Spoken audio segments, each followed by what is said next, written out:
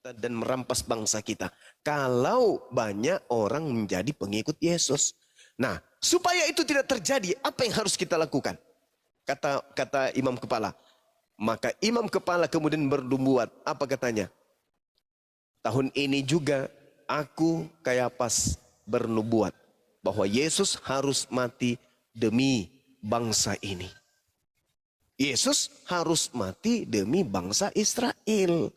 Karena kalau Yesus tidak mati, orang Roma akan datang merampas tempat mereka dan merampas bangsa mereka. Itu yang terjadi, yang menjadi latar belakang. Tebus dosa, bla bla bla, itu tak ada. Tak ada sama sekali. Itu nanti muncul di meja Kristen, di mimbar gereja baru muncul konsep doktrin seperti itu. Kalau di Islam, karena mereka membenci kepada Nabi Isa alaihissalam, mereka kemudian membuat makar. Perjanjian lama jelas, yang disalib adalah orang yang dikutuk. Di Al-Quran juga demikian. Orang yang dikutuk, orang yang dimurkai, disebabkan karena mereka membenci Allah dan membenci utusan-utusan Allah. Itu jelas itu. Jadi kalau ada penyaliban, ada disalib. Betul, ada yang disalib. Tetapi bukan Nabi Isa. Karena Nabi Isa tidak memenuhi syarat untuk disalib. Bahkan kalau Anda lihat di dalam Matius 26, Matius 27. Gubernur pada saat itu, Gubernur Pilatus mengatakan, saya tidak menemukan kesalahan sedikit pun terhadap Yesus. Mereka menyerahkan untuk disalibkan. Ngotot mereka karena dengki. Bukan karena dosa. Bukan karena ingin menebus dosa waris. Oh, dosa kami sudah dinubuatkan akan dihapuskan oleh oknum yang bernama Yesus. Oh, kami ini ahli Taurat. Kami ini adalah orang Farisi. Kami orang terpelancar. Saya imam kepala loh. Di dalam kitab saya mengatakan orang ini harus mati demi dosa-dosa saya. Tapi tidak sama sekali. Matius 27:18 Pilatus berkata, mereka menyerahkan Yesus untuk disalibkan karena dengki. Bukan karena mau selamat dari dosa. Bukan karena ingin ditebus dari dosa waris. Tak ada. Itu hanya karangan-karangan gereja yang muncul belakangan. Saya kira begitu. Silakan. Oke, terima kasih Bang Suma. Sama-sama. Oke, pertanyaan berikutnya Bang Suma. Boleh? Sebelum saya turun. Boleh Bang Suma? Iya, silakan. Ya, banyak teman-teman Kristen mengatakan bahwa seorang nabi itu, ini menurut pendapat mereka, seorang nabi itu tidak datang dari bangsa Arab, tetapi datang dari salah satu keturunan anak-anak Yakub dari suku Yehuda, dan itu telah dinubuatkan, dan mereka mengamini bahwa Isa Al-Masih itu adalah nabi terakhir. Nah, itu bagaimana pendapatnya Bang Suma? Karena mereka mengatakan bahwa seorang nabi itu tidak akan datang dari bangsa Arab. Nah, mudah-mudahan saya tidak salah. Rasulullah itu kan dari keturunan Arab, Bang Suma. Ya. Jadi bagaimana Bang Suma Baik. ketika mendengar pendapat saudara-saudara yang Kristen? Iya. Jadi gini, jangankan orang Yahudi berkata demikian, saya pun mengatakan hal yang sama. Bahwa nabi yang diutus kepada Bani Israel itu adalah nabi yang berasal dari kaumnya sendiri. Bahkan saya seringkali mengatakan apa? Perintah Tuhan yang spesial untuk Bani Yakub itu tidak diberikan kepada bangsa lain. Tidak diberikan. Jadi tidak mungkinlah sosok kemudian datang kepada mereka untuk dijadikan sebagai nabi dan rasul spesial untuk mereka. Enggak mungkin di luar daripada bangsa mereka. Bahkan dikatakan dalam Ulangan 33 nomor 4. Hukum Tuhan hanya berlaku kepada Bani Yakub. Mazmur 147, hukum-hukum Tuhan dan aturan-aturan Tuhan yang datang kepada Israel itu tidak diberikan kepada bangsa lain. Saya mendukung itu. Masalahnya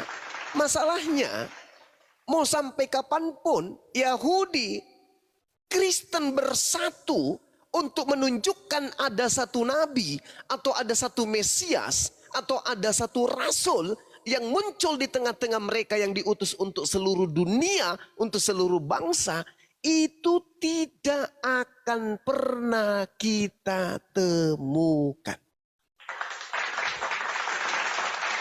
Wahai saudaraku Yahudi, ya paman, kamu pengikut ajaran Nabi Ibrahim? Ya. Pengikut Nabi Isa? Ya. Yakub? Yes. Musa? Ya. Daud? Ya. Salomo? Ya. Yesaya? Ya. Samuel? Ya. Harun? Ya. Daniel? Ya. Ya. Pertanyaan saya, adakah di antara utusan-utusan Tuhan yang menerima firman itu diutus untuk seluruh manusia? Jawaban mereka apa? Tidak ada. Makanya agama Yahudi itu hanya untuk agama Yahudi, golongan mereka. Bukan agama untuk disiarkan ke seluruh bangsa. Enggak. Bukan. Bukan itu kemudian. Nah, begitu juga Yesus ketika dia datang. Aku diutus hanya kepada domba yang sesat dari umat Israel. Matius 15 nomor 24. Nah, iblis apakah akan duduk tenang? Oh tidak. Iblis apakah tahu akan datang sosok Nabi sebagai Rasulullah wa khataman nabiyyin? Tahu iblis itu. Lalu iblis ini apakah tidak membuat pasukan, tidak membuat kerajaan, tidak membuat tahta di atas muka bumi ini untuk melawan sang Rasul penutup, sang Nabi penutup untuk melawannya? Oh pasti. Iblisnya pasti membuat tahta yang sangat kuat untuk melawan akan datangnya sang penutup para nabi. Maka dibentuklah dinul Kristen. Sederhana untuk memahami itu. Ketika kita tanya, Kristen memiliki konsep 3 dalam 1, 1 dalam 3. Tuhan jadi manusia, manusia jadi Tuhan, dan seterusnya. Konsep ini apakah dihasilkan dari Nabi Yahudi? Tidak. Bahkan sekedar untuk berasal dari Yesus pun kagak. Yesus mengajarkan ibadah minggu? Tidak. Yesus mengajarkan beribadah dan mengibadahi dan mentuhankan dirinya? Tidak. Yesus mengajarkan makan babi? Tidak. Yesus mengajarkan merombah hukum Taurat? Tidak. Yesus mengajarkan merasulkan Paulus? Tidak. Yesus mengajarkan mengkitabkan perjanjian baru? Kagak. Yesus mengajarkan kemudian tidak disunat? Tidak.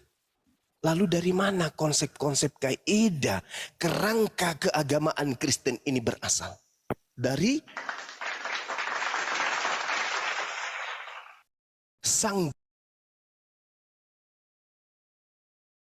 bumi untuk mempersiapkan senjata-senjata pasukan-pasukannya melawan dinul Islam.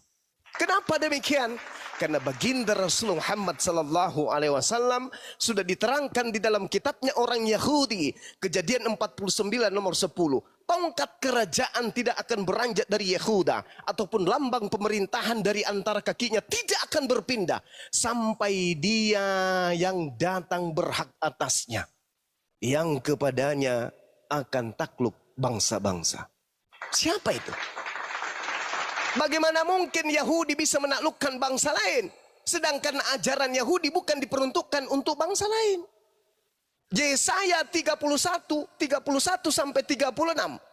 Aku akan mengadakan perjanjian baru dengan Bani Israel dan Bani Yehuda. Yaitu aku akan memasukkan hukum Taurat ke dalam batin setiap Bani Israel.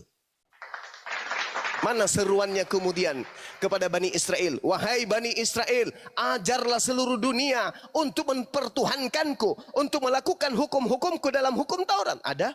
Tak ada. 2 hari sampai kiamat, sebelum kiamat itu tidak akan pernah ditemukan. Makanya Yahudi itu tidak pernah mensiarkan agama Yahudi. Kenapa? Karena mereka tidak bisa menaklukkan bangsa-bangsa. Tak ada perintah untuk menaklukkan bangsa-bangsa. Yesus pun demikian. Tak ada perintah Yesus untuk menaklukkan bangsa-bangsa. Stop Bang Suma, kamu bohong, kamu bullshit. Kenapa bisa paman? Kamu baca Bang Suma, Matius 28, nomor 18, nomor 19, nomor 20. Tunggu dulu. Yang saya katakan tadi, iblis tidak akan tenang ketika sudah mengetahui tak lama lagi Nabi Muhammad diutus. Maka apa kata iblis? Aku harus membuat pasukan untuk melawan ajaran Nabi Muhammad yang akan datang sebentar lagi. Maka itu tadi pertanyaannya, adakah kemudian Yesus mengajarkan dirinya diutus untuk seluruh umat manusia? Tak ada. Lalu siapa yang mengatakan, kepadaku telah diberi kuasa, baik di langit maupun di bumi. Gila, jadi seluruh bangsa menjadi muridku. Itu siapa yang berkata demikian? Yesus? No. Itu bukan Yesus. Lalu siapa Bang Suma? Tanya Yesus. Yesus, apakah akan datang penyesat yang ngaku-ngaku namamu? Yang mengaku-ngaku itu adalah dirimu? Ya, di mana tertulis? Lukas 21 nomor 8. Apa kata Yesus? Waspadalah kepada iblis yang datang kepadamu dengan memakai nama Yesus dan berkata, akulah Yesus. Waktunya sudah dekat, jangan kau percaya. Matius 24 nomor 4 nomor 5. Waspadalah kepada penyesat yang datang kepadamu dengan memakai namaku dan berkata, akulah Yesus. Dia berkata, akulah Kristus. Dan dia akan menyesatkan banyak orang. Mana banyak orang yang disesatkan itu? Islam nggak mungkin. Nabi Muhammad tidak pernah bertemu dengan oknum yang mengaku, akulah Yesus, wahai Nabi Muhammad. Pergilah ke seluruh bangsa, wahai Nabi Muhammad. Jadikanlah seluruh bangsa menjadi pengikutku, wahai Nabi Muhammad. Tidak pernah ada Kristus atau Yesus datang mengaku demikian kepada Nabi Muhammad.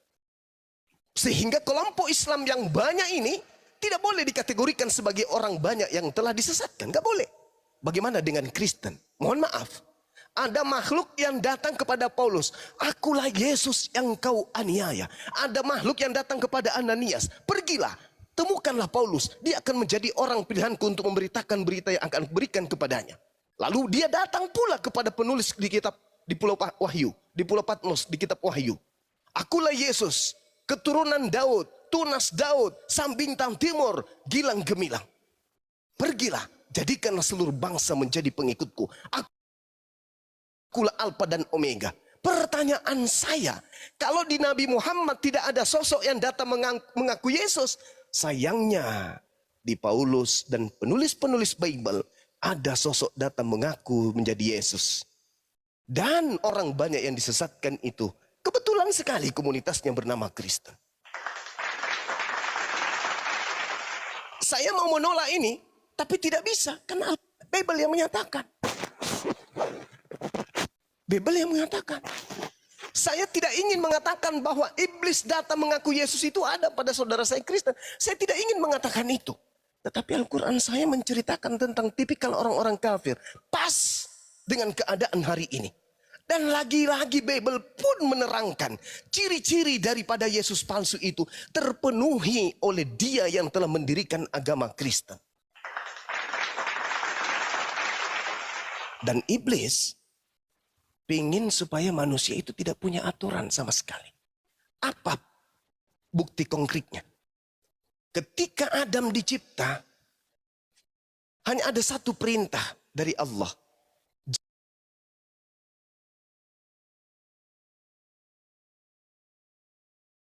Dengan kata lain, iblis menginginkan kebebasan terhadap manusia agar manusia itu tidak terikat oleh hukum-hukum Tuhan. Bebas, bas ayatnya binatang. Begitu kemudian Yesus datang, Nabi Musa datang.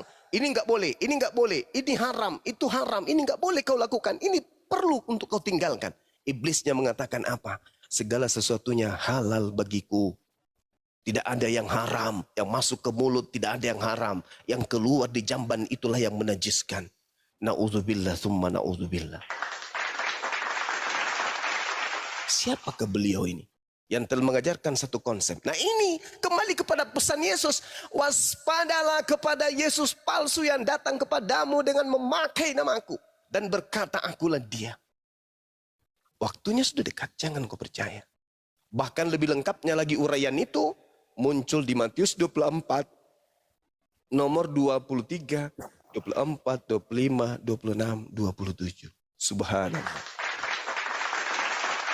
Jadi saudari, saya menjelaskan berdasarkan dua data Al-Quran dan juga Bible. Tinggal saudari renungkan di mana Yesus pernah mengaku datang kepada seseorang dan seseorang itu banyak memiliki pengikut.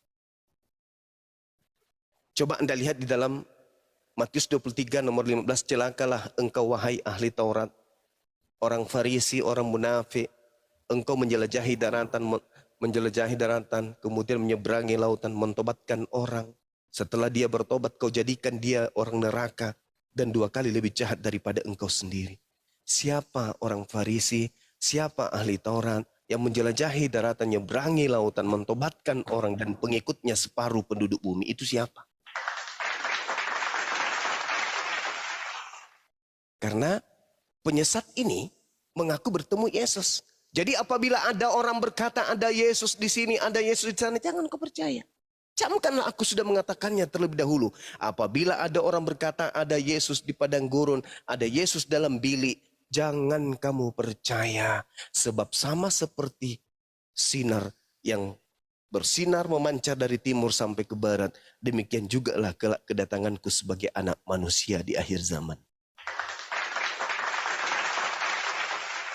Jadi ketika orang Yahudi menemukan Paulus mengaku bertemu bernama Yesus di padang gurun, orang Yahudi tidak percaya. Ketika Paulus menulis surat kemudian bertemu Yesus dalam bilik penjara, orang Yahudi tidak percaya. Yang percaya orang Barat, orang Roma, orang Yunani. Kenapa mereka percaya? Karena sejatinya mereka memang adalah penyembah dewa-dewa. Begitu ada ajaran dari Paulus, mereka langsung terima. Dan resmi kemudian menjadi agama kekerajaan. Setelah itu bergeser ke kerajaan Belanda. Belanda, Portugis masuk ke Nusantara ini mengajarkan ajaran yang bersumber dari barat, bukan dari timur tengah. Maka menjadi Kristenlah saudara-saudara. Maka menjadi Katoliklah saudara-saudaraku. Ini yang terjadi hari ini. Maka endingnya kemudian Matius 7 nomor 2223. Pada hari terakhir nanti banyak orang memanggil aku, berseru kepadaku, Tuhan Yesus, Tuhan Yesus. Bukankah kami telah bernubuat pakai namamu, mengusir setan pakai namamu, bermujizat pakai namamu juga. Apa kata Yesus? Pada hari itulah, pada saat itulah aku akan berterus terang kepada mereka. Enyahlah daripadaku, kalian semua adalah pembuat kejahatan. Siapa kira-kira ini? Islam? Gak mungkin. Hindu? Gak mungkin. Buddha? Gak mungkin. Satu-satunya kandidat adalah Kristen. Pertanyaannya kemudian, loh, orang ini bisa mengusir setan loh. Orang ini bisa bermujizat loh. Bahkan bernubuat pun bisa pakai nama Yesus loh. Kurang apa lagi? Jawabannya sederhana. Mereka bernubuat, mereka mengusir setan, mereka bermujizat menggunakan nama Yesus. Betul, tapi Yesus yang mereka sebut adalah Yesus yang datang kepada Paulus yang ngaku-ngaku aku. Sedangkan aku, penginjilanku sudah kutamatkan dan itu terurai dalam Yohanes 17 nomor 8. Segala firman yang engkau berikan telah aku sampaikan kepada mereka dan mereka telah menerimanya dan mereka tahu benar dan percaya bahwa engkaulah yang telah mengutus aku. Nah, segala firman berarti tak ada lagi Roma, tak ada lagi Galatia, tak ada lagi Filipi, tak ada lagi Efesus, tak ada lagi Timotius, tak ada. Kenapa? Karena segala-galanya telah aku sampaikan sebelum aku terangkat ke langit. Berarti Matius 28 itu gak ada. Karena Matius 28 itu tertulis setelah adanya orang yang keluar dari kubur ngaku-ngaku Yesus. Sedangkan orang yang keluar dari kubur pada hari ketiga, Yesus sudah memberikan simbol tanda untuk angkatan jahat. Di Matius 12 nomor 38 sampai 40. Angkatan jahat ini minta satu tanda. Dan tidak akan diberikan satu tanda. Kecuali tanda Yunus. Yaitu 3 hari 3 malam dalam perut bumi. Berarti hari ketiga keluar dari perut bumi. Itu tanda siapa? Itu tanda untuk angkatan jahat. Baca Lukas 24 nomor 9 sampai nomor 11 sampai nomor 12. Murid-murid pilihan Yesus tidak percaya kebangkitan pada hari ketiga. Baca di situ. Yang percaya kebangkitan hari ketiga hanya angkatan jahat. Dan angkatan jahatlah yang kemudian percaya ada orang keluar dari kubur lalu menjadi Tuhan. Itulah Kristen. Saya kira begitu, mohon maaf kepanjangan. Tapi pertanyaan ini sangat luar biasa ketika kemudian tidak ada nabi yang diutus di luar bangsa Israel. Memang gak ada yang spesial dari bangsa luar, spesial untuk Israel nggak ada. Tapi bangsa Israel tidak bisa dijadikan sebagai satu pondasi kuat untuk seluruh umat manusia. Nggak bisa. Nggak bisa. Maka ajaran Nabi yang datang kepada Bani Israel, Yeremia 31, nomor 31 sampai 36, itu hanya untuk Bani Israel saja. Lalu kita bagaimana? Oh, kita harus jadi Yesus. Oh, nggak bisa. Kita harus jadi Kristen. Oh, nggak bisa dong. Yang datang kepada mereka yang Kristen ini bukan Yesus. Dia adalah makhluk lain yang Yesus sudah katakan waspada. Berarti harus kembali kepada Kejadian 49 nomor 10. Tongkat kerajaan tidak akan beranjak dari Yehuda, ataupun lambang pemerintahan tidak akan bergerak dari kakinya. Sampai dia di sini tidak diketahui siapa dia. Tetapi ciri-cirinya adalah mampu menaklukkan bangsa-bangsa. Apa itu? Ajarannya bisa dipakai untuk mengatur seluruh bangsa di atas muka bumi ini. Sedangkan Kristen itu bukan ajaran Yesus. Demikian. Oke, terima kasih Bang Suma. Menarik Sama-sama. kata dia ini dari nubuatan para nabi, Bang Suma. Bang Suma katakan tadi bahwa Bang Suma sepakat kalau memang tidak ada nabi yang datang di luar bangsa Israel untuk Bani Israel sendiri. Nah, lalu bagaimana dengan kedudukan Rasulullah, Bang Suma? Apakah memang ada dalilnya dalam Al-Quran bahwa memang Rasulullah itu diutus untuk ke semua bangsa-bangsa? Karena ada juga yang mengatakan kalau memang ini pendapat teman-teman Kristen, dia katakan bahwa kalau memang Isa Al-Masih itu hanya untuk Bani Israel, lalu Nabi Muhammad juga itu mungkin hanya untuk bangsa Arab. Mengapa harus dipaksakan untuk diterima oleh semua bangsa-bangsa? Adakah dalilnya juga Bang Suma bahwa memang Rasulullah itu diutus untuk semua bangsa? Oke, baik. Al-Quran surah An-Nahl ayat 44. Allah Subhanahu wa taala kemudian menyatakan dengan sangat jelas, bil bayyinati waz zubur wa anzalna ilaika dzikr litubayyana lin-nasi. Aku utus Al-Quran kepada Nabi Muhammad, kepadamu wahai Nabiku Muhammad, agar engkau menjelaskan kepada seluruh umat manusia apa yang harus mereka kerjakan. Jadi kalau di umat Islam itu ibadah, salat, puasa, zakat, apapun amalannya, itu semua adalah amalan yang diperintahkan di dalam Al-Quran untuk dilaksanakan oleh seluruh umat manusia. Al-Quran surah Al-Ma'idah ayat 15. Ya ahlal kitab, wahai Yahudi, Nasrani, qad ja'akum rasuluna yubayyinu lakum katsiran mimma kuntum tukhfuna minal kitab wa ya'funa an katsir. Wahai ahli kitab, orang Yahudi, orang Nasrani, sungguh Rasulku telah datang kepadamu, menjelaskan kepadamu banyak hal dari isi kitab yang kalian sembunyikan. Dan banyak pula dari isi kitab yang kalian sembunyikan dibiarkan untuk tidak dijelaskannya. Sungguh telah datang kepadamu cahaya dari Allah, yaitu dinul Islam, dan kitab yang menjelaskan, yaitu Al-Quranul Karim.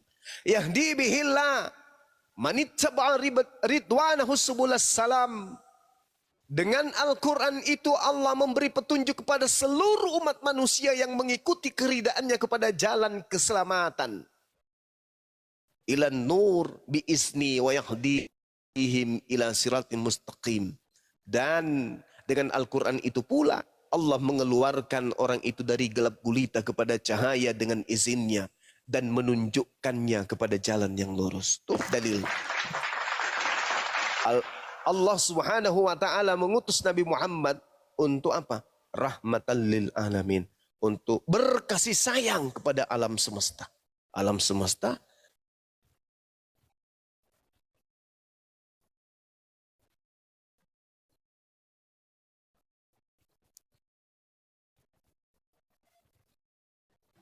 Cek, suaranya hilang, Gurunda. Cek, 1, 2, 3. Jaringan. Oh, sinyal kali ya. ya gimana?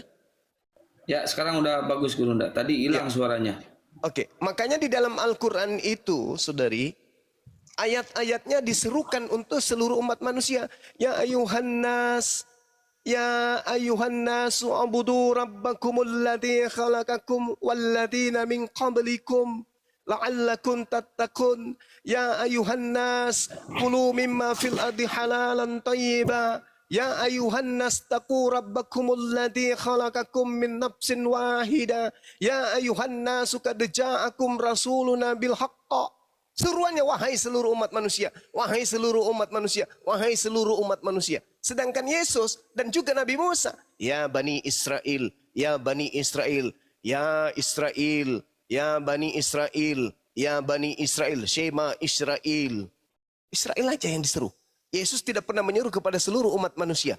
Tapi kalau Nabi Muhammad, ya ayyuhan nas, qad ja'akum rasul bil haqqa min rabbikum fa'aminu khairan lakum, dan seterusnya.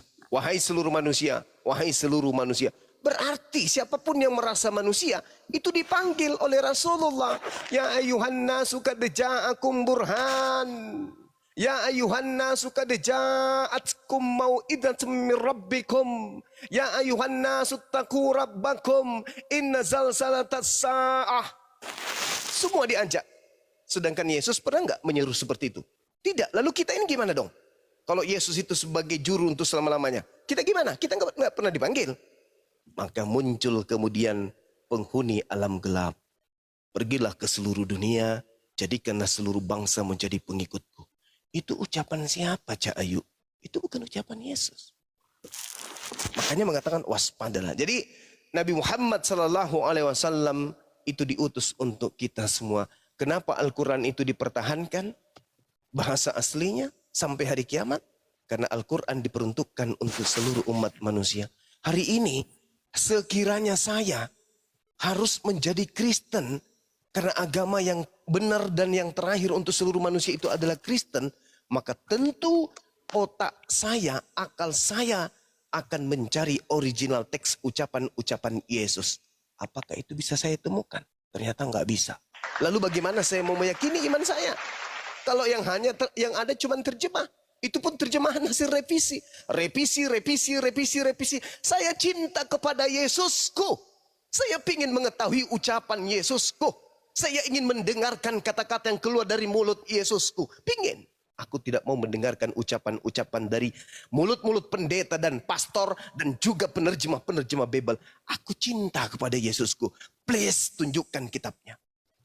Ketika dikatakan dalam Markus 1:14, Yesus kemudian ke Galilea lalu mengajarkan Injil Kerajaan Allah. Please, pingin saya mendengar. Markus 14, pingin saya mendengarkan ucapan-ucapan Yesus yang keluar dari mulut Yesus itu yang mana? Segala firman yang engkau berikan kepadaku telah aku sampaikan kepada mereka. Mana segala firman itu? Aku tidak berkata-kata dari diriku sendiri. Apa yang kukatakan adalah apa yang diperintahkan oleh Bapa untuk aku katakan, aku sampaikan. Mana ucapan-ucapan Yesus yang tidak tercampur dengan pengarang-pengarang itu? Rindu aku. Tapi itu tidak bisa ditemukan. Kalaupun ditemukan, ternyata itu hanya untuk kaumnya Bani Israel. Lalu saya mau ke mana? Mau nebeng jadi domba. Padahal saya bukan domba. Jadinya kena serigala berbulu domba. Serigala nyamar domba. Saya tidak bisa membohongi diri saya. Sebagaimana Al-Quran mengatakan, yukhadi'unallah walladina amanu wa ma yakhda'una illa anfusahum wa ma yasurun. Orang-orang kafir itu ingin menipu Allah, menipu orang-orang beriman, tapi sesungguhnya mereka hanya menipu diri mereka sendiri. Bagaimana mungkin saya mengatakan Yesus, Yesus, Yesus, Yesus, sedangkan mulut Yesus, aku diutus hanya kepada domba yang sesat dari Bani Israel. Itu penipuan terbesar yang terjadi pada diri manusia, diakibatkan oleh ulahnya sendiri. Tapi ketika Nabi Muhammad datang ke atas muka bumi, hidup 1400 tahun silam, aku masih mampu melihat bacaan-bacaan yang terlontar dari mulutnya. Ya ayyuhan nas, in kuntum fi raibi minal baqf. Dan seterusnya. Bisa aku melihat bacaan-bacaan yang terlontar dari mulutnya.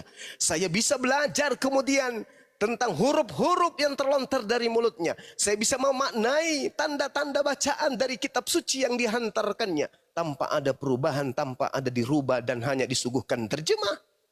Yang menerjemahkan juga bukan seorang yang suci. Yang menerjemahkan juga bukan seorang rasul, bukan seorang nabi. Dia hanya manusia yang punya kemudian amanah diberikan untuk menerjemahkan. Tapi benar tidaknya, satu konsep yang betul adalah terjemahan itu bukan firman Tuhan. Makanya bisa dikritik, bisa dikoreksi, bisa direvisi. Kenapa? Karena bukan firman Tuhan. Lalu mana firman Tuhan yang harus menjadi patokan hidup saya dalam beragama? Saya tidak mau hidup sia-sia. Maka karena Al-Quran diturunkan untuk seluruh umat manusia, Dan Al-Quran mengatakan, inna nahnu nazzalna zikra wa inna lahu lahafizun. Aku Tuhan pencipta langit dan bumi yang mewahyukan Al-Quran. Dan aku juga yang akan menjaganya. Terbukti 1400 tahun lebih Al-Quran terjaga. Sampai kapan? Sampai manusia penghabisan. Kenapa demikian? Karena Al-Quran juga diperuntukkan untuk mereka. Sampai hari ini juga Al-Quran diperuntukkan untuk saudara saya Mary. Al-Quran juga diperuntukkan untuk saudara Mary, untuk saudara semuanya yang ada. Termasuk saudara-saudara yang ada di gereja. Sebenarnya Al-Quran adalah kitab kalian. Kenapa kalian disebut kafir? Karena kalian menutup diri terhadap kitab kalian, yaitu Al-Quran. Karena kalian menutup diri terhadap Nabi kalian, yaitu Nabi Muhammad. Karena kalian menutup diri kepada Tuhan yang menciptakan kalian. Tuhan kalian, yaitu Allah Subhanahu wa ta'ala. Sang pencipta yang maha suci lagi maha tinggi. Ini yang terjadi. Nah, sehingga ketika Anda bertanya, apakah Nabi Muhammad itu diutus? Ya, beliau Nabi kita. Tapi Anda tolak. Yesus juga Nabi kita. Yang dikhususkan untuk saudara Bani Israel. Nabi Musa juga Nabi kita. Tapi yang dikhususkan untuk kaumnya Bani Israel. Nabi kita yang diutus untuk kita semua adalah baginda Rasulullah Muhammad sallallahu alaihi wasallam. Itu jawaban saya. Silakan.